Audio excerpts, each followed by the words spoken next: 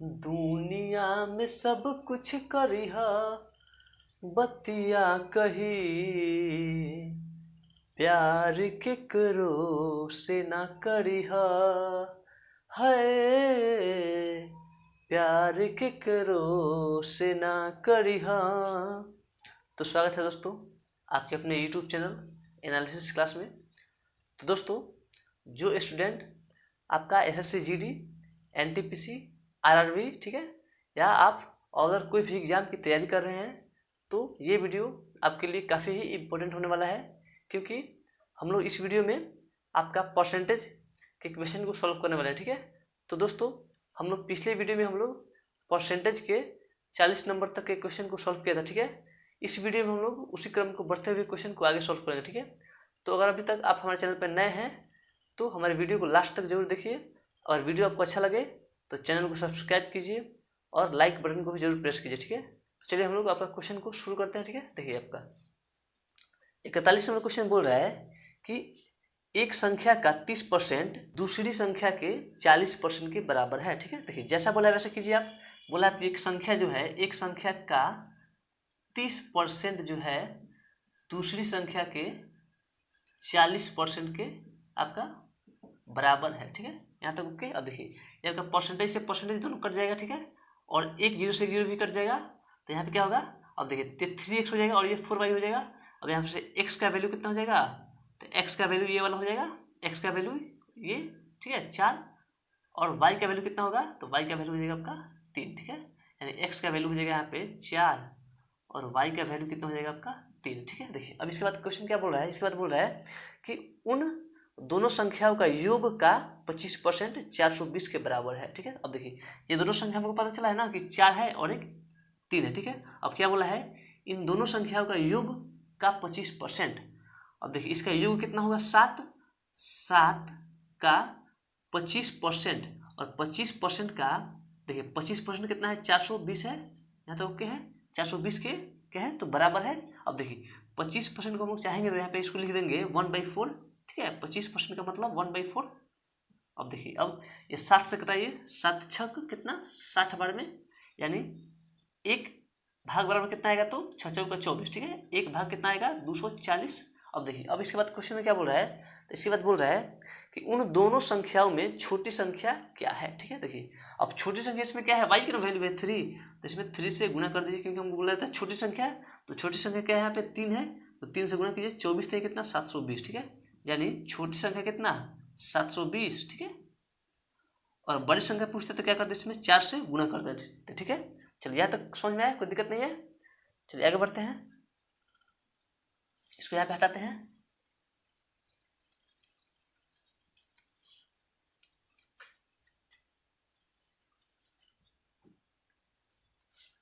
अब देखिए 42 number question बोल रहा है कि 2500 लोगों में से केवल 60% में बचत करने की आदत पाई गई। ठीक है, टोटल लोग है आपका 25%। ठीक है, जिसमें से आपका अब इस 25% सॉरी इसमें 2500 टोटल लोग है। ठीक है, जिसमें से आपका सिर्फ 60% जो लोग हैं वही आपका बचत करता है। ठीक है, तो निकाल लीजिए यहाँ पे इसका 60% पहले निकाल लीजिए। ठीक है, इसका 60% देखिए, इसका पहले 50% निकालिएगा कितना होगा, ये लोग अपना बचत करता है, बचत करने वाला है 60%। ठीक है, अब देखिए इसका पहले 50% कितना, तो 50% होगा कितना 1250। ठीक है, और 10% कितना, तो 250, यानी कितना होगा आपका 005, यानी 1500 टोटल क्या करता है लोग, तो बचत करता है लोग। ठीक है, बचत।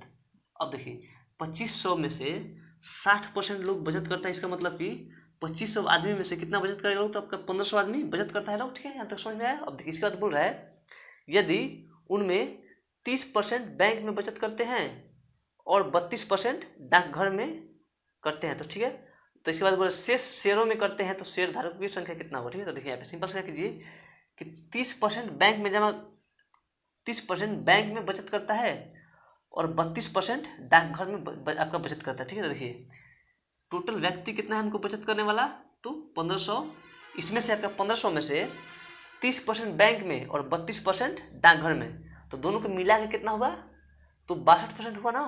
62% जो लोग हैं क्या करते हैं बैंक में और डाकघर में आपका जमा करता है। ठीक है, तो इसका निकालिए, इसका निकालिए आप लोग 1500 का आपका 62 32% है, ठीक है। 32% कैसे, तो 30% बैंक में जमा करते हैं और 32% डाकघर में, ठीक है। अब इन दोनों को मिला के कितना हुआ 62%। तो देखिए पहले इसका निकालिए 50% कितना होगा, तो 50% होगा 750, ठीक है। और 10% कितना होगा, तो 150 और 2% कितना होगा 30, यानी टोटल व्यक्ति कितना हो जाएगा बचत करने वाला 0, 13 और 8 1 9, यानी 930 व्यक्ति जो हैं बैंक, ठीक है, बैंक और प्लस डाक घर में आपका बचत करते हैं, ठीक है। जो 930 व्यक्ति जो है आपका डाकघर में और आपका बैंक में बचत करते हैं, ठीक है।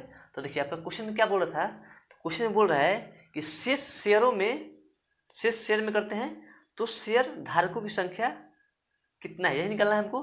तो टोटल कितना बचत करते थे लोग 150 सॉरी टोटल बचत करते थे लोग यहाँ पे 1500, जिसमें से आपका 930 जो व्यक्ति थे बैंक में और डाकघर में जमा करते थे। तो शेयर वाला कितना करेंगे, तो शेयर धारक का संख्या कितना हो जाएगा शेयर वाला, ठीक है। शेयर वाला में करने आपका हो जाएगा ये 1500 बचत करते हैं लोग, जिसमें 930 बैंक और डाकघर में। तो इसमें से 930 इसमें से माइनस कर लीजिए, तो 70 इधर और 85 500 इधर, तो 570 जो व्यक्ति होंगे वो आपका शेयर में आपका पैसा को आपका क्या करेंगे, तो उसमें शेयर धारक की कुल संख्या कितना होगा, तो आपका 570, ठीक है। ऑप्शन नंबर कितना, तो बी। यहाँ तक ओके। चलिए आगे बढ़ते हैं, कोई दिक्कत नहीं हुआ आगे, ठीक है ना, कोई दिक्कत इसमें नहीं हुआ है, आगे बढ़ते हैं।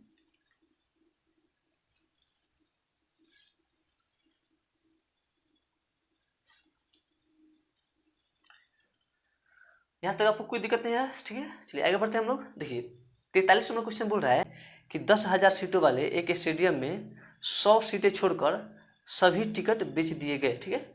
आपका कोई 10,000 एक स्टेडियम में सीट है जिसमें से आपका 100 सीट को छोड़कर सभी सीट को बेच दिया जाएगा, ठीक है। देखिए अब 10,000 में से 100 सीट वीआईपी के लिए हटा दीजिए, तो कितना बचा हमारे पास 9,900, ठीक है ना। ये शेष सीट हमारे पास बचा कितना, ये बचा हमारे पास 9,900 एक शेष सीट बचा। देखिए अब बोल रहा है इसके बाद उनमें 20% आधी कीमत पर जो सीट था उसको बेच दिएगा, ठीक है। देखिए अब इसका आप निकालिए 20%, जो इसका जो 20% जो भी होगा उसको हम लोग आधा कीमत पे बेच दिए, ठीक है। तो जितना भी आगे क्वेश्चन में आगे आधा क्वेश्चन में जितना भी रुपया दिया होगा उसका आधा हम लोग 20% को बेचे, ठीक है। तो देखिए इसका 20% निकालिए, तो इसका 10% होगा आपका कितना 980, तो 20% हो जाएगा कितना आपका 1980, ठीक है। ये आपका 20% का सीट कितना होगा 1,980 सीट क्या है, इसका 20% है। देखिए अब इसके बाद बोल रहा है और शेष 20 रुपये प्रति सीट की पूरी कीमत पर बेच दिया गया, ठीक है। देखिए अब जो शेष सीट हमारे पास था उसको हम लोग 20 रुपये की पूरी कीमत पर उसको सभी सीट को बेच दिए, ठीक है। अब देखिए इसमें से आपका 980 सीट यहाँ पे हटा दिए क्योंकि 20% बोला है, आधा कीमत पे बेचा है, तो इसको हटा दीजिए। आपका इसमें से 1,980 सीट इसमें से माइनस कीजिए, तो 0 2 ये कितना बचा 9 और ये कितना बचा आपका 7, यानी अब हमारे पास शेष सीट कितना बचा, शेष सीट बचा हमारे पास 7,920 बचा हमारे पास शेष सीट। अब देखिए इसके बाद क्या बोल रहा है, और से एक सीट कितना में बेच रहा है, तो 20 रुपये में बेच रहा है ना, एक सीट 20 रुपये में बेच रहा है और हमारे पास टोटल सीट कितना बचा है, तो 7,920 सीट। तो इसमें से आप 20 से गुणा कर दीजिए, तो कितना हो जाएगा आपका, देखिए आप ये हो जाएगा आपका 0 फिर 0 2 दूनी 4 और 9 दूनी 18 88 लेख और 7 दूनी 14 15, ठीक है। यानी 1,58,400 ये आपका 7,920 सीट का दाम हो जाएगा। अब देखिए अब हमको अब क्वेश्चन में क्या निकालना है, निकालना है पूरा सीट का दाम कितना हुआ, ठीक है, पूरा सीट का दाम। तो ये तो सिर्फ 7,920 सीट का ही ना दाम है, और हमको हमारे पास कितना सीट आपका सीट बचा है 1,980 सीट बचा है, ठीक है। तो देखिए इसका दाम कितना होगा, तो इसमें क्या बोल रहा है आपका कि उसमें 20% आधी कीमत पर बिके। जो 20% जो सीट आपका सीट था वो आपका आधा कीमत आपका बेचा गया, ठीक है। तो पूरा कीमत कितना था एक सीट का 20 रुपया, तो आधा कीमत कितना होगा 10 रुपया। तो इसमें आप लोग 10 से गुणा कर दीजिए, तो ये आपका ये कितना हो जाएगा आपका 198 पर 00, यानी 1,000 ये आपका 19,800 क्या होगा आपका, तो ये आपका शेष जो 20% सीट था उसका दाम हो जाएगा। तो देखिए ये वाला ये 7,920 सीट का दाम हो गया 1,58,400 और 1,980 सीट का दाम कितना हो गया, तो 19,800, ठीक है। अब देखिए अब टोटल को जोड़ दीजिए, तो ये आपका 19,800 इसको जोड़ दीजिए इसमें, तो टोटल सीट का दाम निकल जाएगा, ठीक है। 9 8 17 1 18, ठीक है। और यहाँ पे 6, यहाँ पे कितना हो जाएगा, 6 1 7 और यहाँ पे 1, यानी 1,78,200 आपका टोटल सीट का क्या होगा, तो मूल्य हो जाएगा, ठीक है। चलिए यहाँ तक समझ में आया, आगे बढ़ते हैं। ऑप्शन नंबर कितना था आपका, तो ऑप्शन नंबर बी, ठीक है। चलिए ये भी आपका क्वेश्चन खत्म हो गया।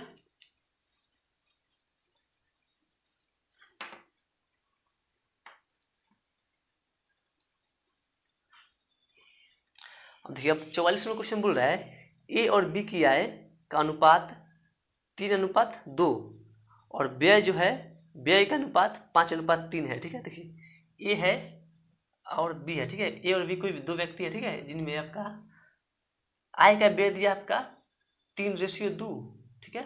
और व्यय जो दिया है आपका आय का है, और जो व्यय है आपका 5:3 है, ठीक है। यदि प्रत्येक 1,000 रुपये की बचत करते हैं, ठीक है, समझिए कि ए और बी जो है आपका प्रत्येक जो है 1,000 रुपये का बचत करता है, ठीक है। तो 1,000 रुपये का यहाँ पे बचत भी लिख देते हैं हम साथ में, ठीक है, बचत करता है लोग, ठीक है। तो हमको निकालना क्या है, तो ए की आय निकालना है, ठीक है। देखिए अब ऐसे क्वेश्चन में क्या करेंगे, एक देखिए यहाँ पे इसको समझिए आपका 3x है और ये आपका 3x है और ये आपका 2x है। अब देखिए क्या करेंगे इसमें कि बाहर में बाहर से गुना करेंगे और अंदर में अंदर से गुना करेंगे और इन दोनों को क्या कर लेंगे, माइनस कर लेंगे, ठीक है। तो इसको कीजिए, ठीक है। वैसे ही इन दोनों का बाहर से बाहर में गुना और अंदर में अंदर से गुना और माइनस, ठीक है। तो कीजिए यहाँ पे 3 3 9 9x और 5 दूनी 10x, 9x और 10x को माइनस करेंगे हम लोग यहाँ पे, तो कितना होगा, x हो जाएगा यहाँ पे, x बराबर, अब देखिए ऊपर कीजिए, ये कितना होगा, 1,000 में 3 से तो 3,000 और 1,000 में 5 से तो 5,000, 5,000 और 3,000 को हम लोग क्या करना है, माइनस करना है ना। तो कितना होगा आपका 2,000, यानी x का वैल्यू कितना हो जाएगा, 2,000, ठीक है। तो हमको क्वेश्चन में क्या निकाला था, नहीं बोल रहा है इसमें कि ए की आय क्या होगा, तो ए की आय पहले ना था, ए था और ये बी था, तो ए का कितना था 3x, तो x का वैल्यू कितना हो गया 2,000 और उसमें 3 से गुना कर दीजिए तो कितना है आपका 6,000, ठीक है। यानी ए का आय कितना होगा आपका 6,000, ठीक है। चलिए देखिए ये आपका बहुत ही अच्छा तरीका है, ठीक है। इस टाइप के आपका परसेंटेज में मिलता है आपका, और मिश्रण वाला चैप्टर में भी आपका इस टाइप के क्वेश्चन मिलता है, ठीक है। तो इस क्वेश्चन को आप लोग अच्छा तरीके से समझ लीजिए। आपका एलिगेशन मेथड में आपका या तो आपका जो आपका मिक्सर जो चैप्टर होता है उसमें आपका काफी इंपॉर्टेंट होता है, ठीक है। चलिए आगे बढ़ते हैं हम लोग।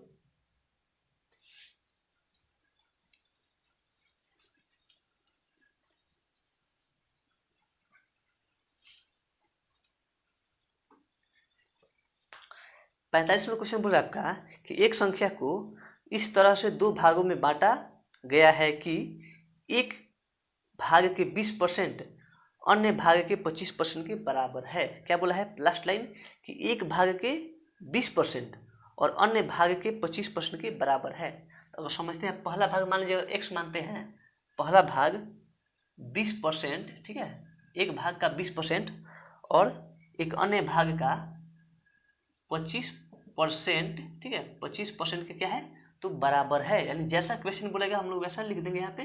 तो देखिए आपका यहाँ से एक कट जाएगा, 5 के पास से 5 का 20 और 50 25। अब यहाँ से एक्स और वाई का रेशियो आ जाएगा, एक्स का रेशियो कितना जाएगा, तो एक्स वाला ये रेशियो हो जाएगा, ठीक है, और वाई वाला आपका ये वाला रेशियो हो जाएगा, ठीक है। तो एक्स का रेशियो 5 और वाई का रेशियो आपका 4, ठीक है। तो क्वेश्चन में क्या बोल रहा है, तो बोल रहा है तो दोनों भाग निकालना है, ठीक है। एक इसमें देखिए, एक इसमें क्वेश्चन मिस हो गया आपका, क्या बोला था क्वेश्चन में, एक 72 को इस प्रकार दो भाग में बांटना है, ठीक है, 72 को 72 को, ठीक है। तो यहाँ पे हम लोग को 72 को दो भाग में बांटना है ना।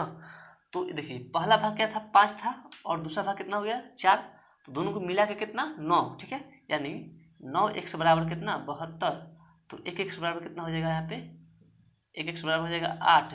तो क्वेश्चन क्या बोला था, दोनों भाग कितना है, ठीक है, दोनों भाग का निकालना है। तो पहला भाग यहाँ पे गुना कर दीजिए 8 से, तो कितना होगा 8 25 40, ठीक है।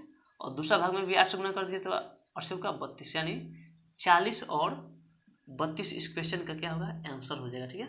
चलिए ऑप्शन नंबर कितना, तो ऑप्शन नंबर आपका हो जाएगा ए नंबर, ठीक है। यहाँ तक समझ में आया। क्वेश्चन में थोड़ा सा मिस हो गया था, हम लोग 72 को छोड़ देते, ठीक है ना। चलिए अब हम लोग आगे बढ़ते हैं।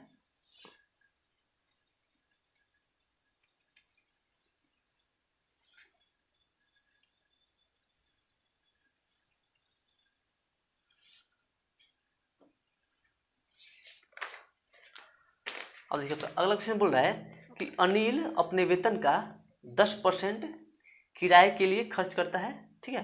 तो टोटल उसके पास मान लीजिए 100% कोई भी मूल्य आपका 100% है, जिसमें आपका 10% किराए के मकान पे आपका खर्च कर दिया, तो बचा उसके पास कितना 90% बचा ना, शेष बचा 90%। अब देखिए क्या बोल रहा है, शेष का 20% वह बच्चों की शिक्षा के लिए खर्च करता है।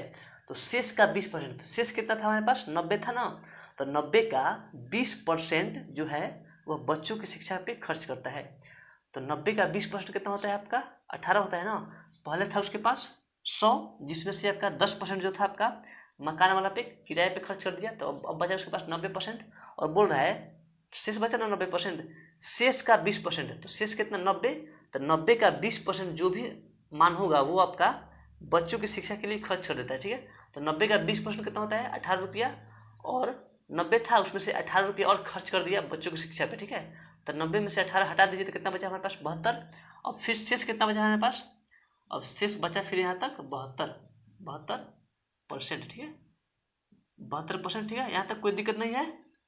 आगे फिर पढ़ते हैं, जैसा क्वेश्चन करेगा वैसे ही आगे बढ़ेगा, ठीक है। अब देखिए अब फिर बोल रहा है खर्च करता है तथा शेष का 25% वह कपड़ों पर खर्च करता है। अब देखिए शेष हमारे पास कितना बचा था आपका 72 बचा था ना, अब शेष का 25%, तो शेष 72, तो 72 का 25% जो भी मान आएगा वो आपका कपड़ा पे खर्च करता है, ठीक है। तो 25% निकालेंगे, सबसे आसान तरीका ये है कि इस नंबर का एक बार आधा कीजिए तो कितना होगा आपका 72, तो 36 हो जाएगा, और 36 का आधा कीजिए कितना 18, ठीक है।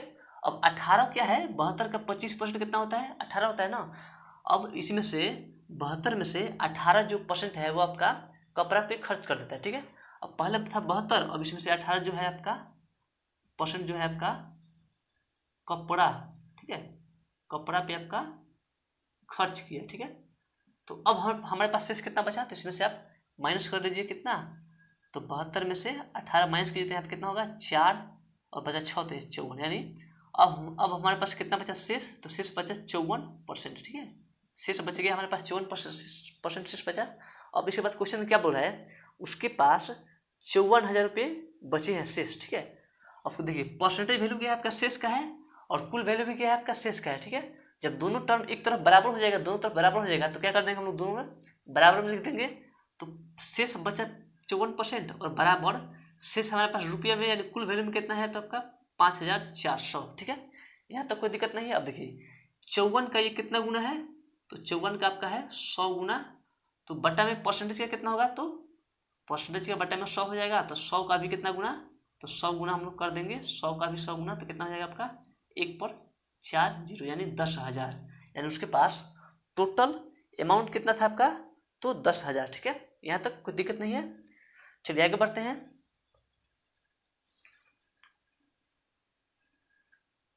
तो आइए हम लोग 47 नंबर क्वेश्चन को सॉल्व करते हैं। देखिए आपका क्वेश्चन बोल रहा है कि एक परीक्षा में गणित के प्रत्येक 100 अंक के 3 प्रश्न पत्र हैं, ठीक है।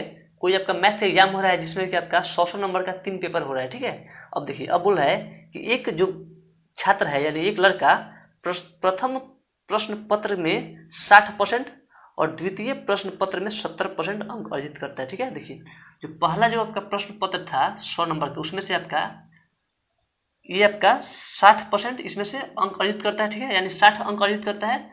टोटल एग्जाम है 100 नंबर का एग्जाम हो रहा है जिसमें से आपका 60% अर्जित करता है, इसका मतलब कि 60 अंक, ठीक है, यानी 60 अंक अर्जित करता है, ठीक है। और दूसरा जो गणित का प्रश्न पत्र था उसमें से आपका कितना अर्जित करता है, और ये भी कितना नंबर का था, ये भी 100 नंबर का था, और ये भी आपका 100 नंबर का ही था। और जो दूसरा प्रश्न पत्र है, जो दूसरा गणित का जो पेपर है, उसमें आपका वो 70% अर्जित करता है अंक, ठीक है। तो 100 नंबर का एग्जाम और 70% अंक लाया, इसका मतलब कि लाया कितना आपका, तो आपका ला दिया 70 अंक ला दिया, ठीक है।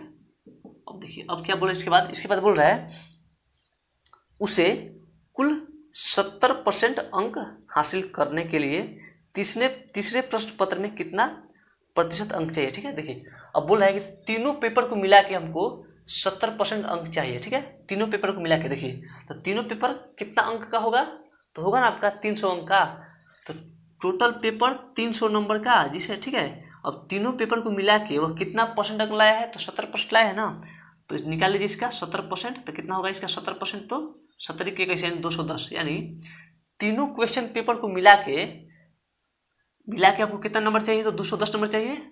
और पहला आपका जो टेस्ट हुआ आपका गणित का, उसमें कितना लाया है, तो 60 नंबर, और दूसरा जो हुआ उसमें लाया है 70 नंबर। तो क्या पूछ रहा है कि तीसरा में कितना अंक लाएगा, ठीक है। अब देखिए ये आपका तीनों में यानी कुल में कितना नंबर लाया, 210 नंबर लाया, और ये इस दो पेपर में कितना लाया, तो 130 लाया, ठीक है। 130 लाया इन आपका दो पेपर में, ठीक है। ये दोनों पेपर में लाया है, दोनों पेपर में, ठीक है। लाया है आपका कितना, तो 130 नंबर। और कुल नंबर कितना लाया है आपका, हम कुल कितना नंबर ये लाया है, तो मिला के 210 नंबर, ठीक है। अब कुल में से इसको माइनस कर लीजिए तो नहीं पता चलेगा तीसरा कितना नंबर लाया। तो 210 में से माइनस कीजिए कितना, 130, तो इधर 70 और एक कितना 80, यानी तीसरा जो प्रश्न पत्र था, तीसरा प्रश्न पत्र में कितना अंक लाएगा आपका, अंक लाएगा तो आपका 80% आपका अंक लाएगा, ठीक है। यानी क्वेश्चन का आंसर कितना हो जाएगा आपका 80%, ठीक है। ऑप्शन नंबर कितना, डी। सिंपल सा था, ठीक है। इसको आप लोग अच्छा समझ लीजिए। चलिए आगे हम लोग बढ़ते हैं।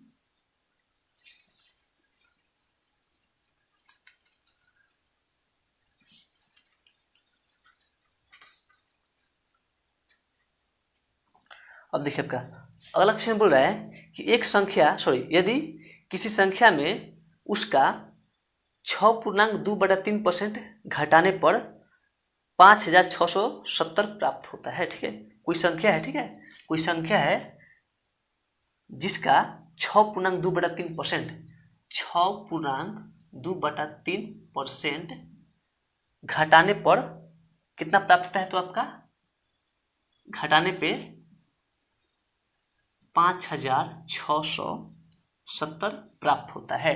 अब देखिए 6.2/3% का फ्रैक्शन वैल्यू कितना होता है, नहीं पता है आपको। देखिए इसका हम डाटा आपको वीडियो नंबर, पहला नंबर आपका प्रतिशत का जो हम पहला वीडियो बताए थे उसमें आपका डाटा सब बता चुके हैं, ठीक है। उसमें आपका 6.2/3% का फ्रैक्शन वैल्यू आपको बता चुके हैं कि कितना होता है, ठीक है। अगर अभी तक आप वो हमारा पहला वीडियो नहीं देखे हैं परसेंट का, तो आपको कम से कम वो पहला वीडियो जरूर देख लीजिए, डाटा को अच्छा तरीके से समझ लीजिए, ठीक है।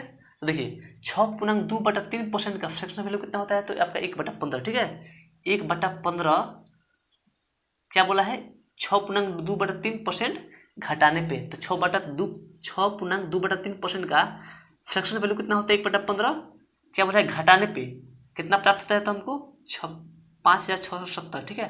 अब क्या बोले इसको घटाने पे ना, जब इसको 15 में से एक माइनस करेंगे तो कितना होगा, 14/15, ठीक है। क्योंकि बोला है घटाने के लिए, तो इसमें से घटा देंगे एक, तो 14/15 बराबर कितना होगा, 5670, ठीक है। अब देखिए कितना बार में कटेगा, 14 से 14 चौका 56 और एक 0 और 14 25 70, यानी 405 बार में कटेगा आपका। अब देखिए अब यहाँ पे हम लोग तीसरा तीसरी गुना करेंगे ना टोटल नंबर निकालने के लिए 100%, तो ये आपका कितना हो जाएगा, 405 गुने 15 कितना होगा, तो 405 गुने 10 करेंगे तो कितना होगा, आप तो 4050 और इसका आधा कर लीजिए तो कितना होगा आपका 2025, जोड़िएगा तो कितना होगा 570, यानी 6075 क्या होगा इस क्वेश्चन का आंसर हो जाएगा, ठीक है। चलिए यहाँ तक कोई दिक्कत नहीं है। कम से कम आप लोग डाटा को सही ढंग से माइंड में रखिए, ठीक है। आपका कभी भी कोई भी क्वेश्चन आपका डाटा आ सकता है, तो इसलिए आप लोग कम से कम डाटा वाला वीडियो जरूर देख लीजिए, ठीक है। चलिए